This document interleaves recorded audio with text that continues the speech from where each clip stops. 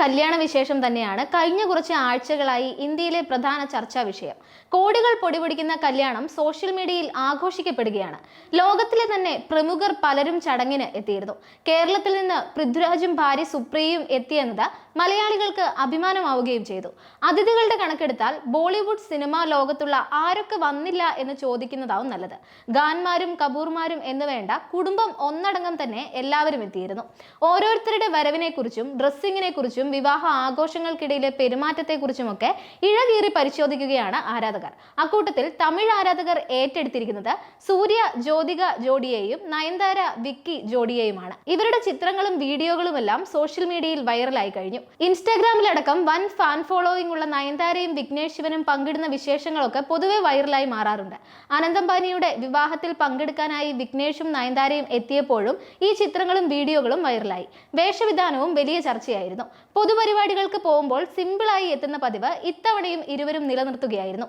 വിവാഹത്തിന് പോയപ്പോൾ പ്രിയപ്പെട്ടവരെല്ലാം കാണാനായതിന്റെ സന്തോഷം വിഘ്നേഷ് ശിവൻ ഇൻസ്റ്റാഗ്രാമിലൂടെ പങ്കുവച്ചിരിക്കുകയാണ്. സിനിമാ ലോകത്തുള്ളവർ മാത്രമായിരുന്നില്ല ആഡംബര വിവാഹത്തിൽ പങ്കുചേർന്നത്. മഹേന്ദ്ര സിംഗ് ധോണി കുടുംബസമേതമാണ് ചടങ്ങിനെത്തിയത്.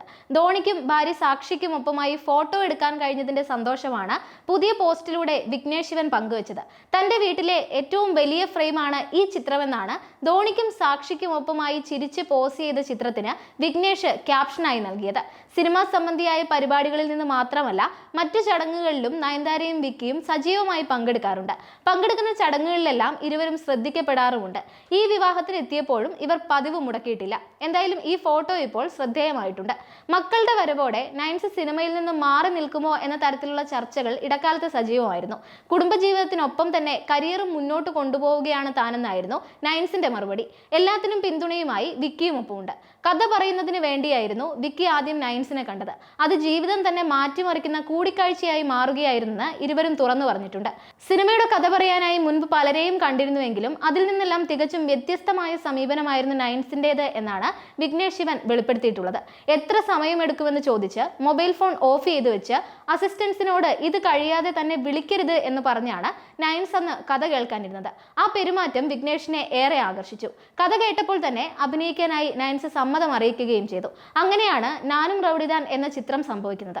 10 വർഷത്തെ പ്രണയത്തിനൊടുവിലാണ് വിഘ്നേഷും നയൻസും വിവാഹിതരായതും. മാസങ്ങൾക്ക് പിന്നാലെ സറോഗസിയിലൂടെ ഇരട്ട കുട്ടികളുടെ പേരൻസുമായി. ഉലഗ്, ഉയിർ എന്നിങ്ങനെയാണ് മക്കളുടെ പേര്. അഭിനയവും ബിസിനസ്സും ഒരുമിച്ച് കൊണ്ടുപോകുന്ന നയൻതാരയുടെ ആസ്തി വിവരങ്ങളും മുൻപ് പുറത്തു വന്നിട്ടുണ്ട്.